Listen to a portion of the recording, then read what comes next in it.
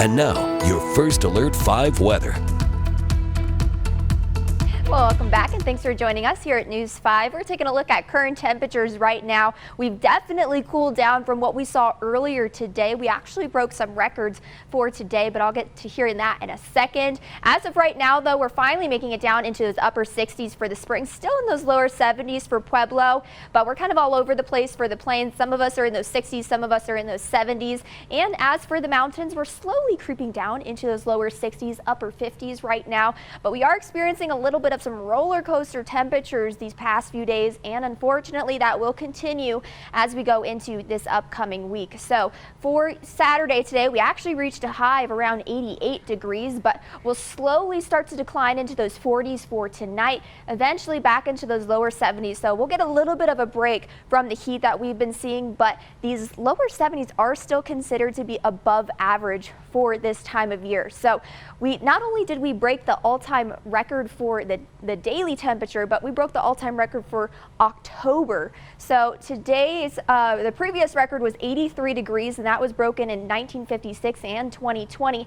And today we got up to 88 degrees here in the Springs. Now Pueblo also broke some records, not as big of a gap, but we still broke records down in Pueblo, and that previous record was broken back in 1947. So it's not very often that we see lower 90s in October for Pueblo specifically.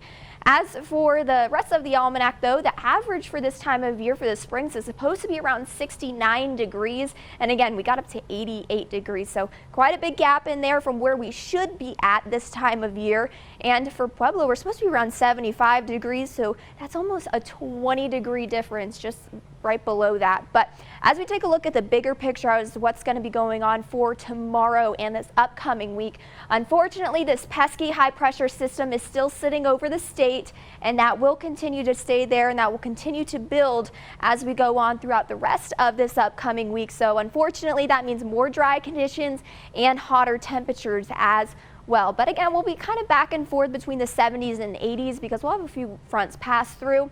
As for the upcoming few days, if you do want to run some errands, it'll still be a good time to do so. We won't have any rain in the forecast, so getting groceries in your car should be okay.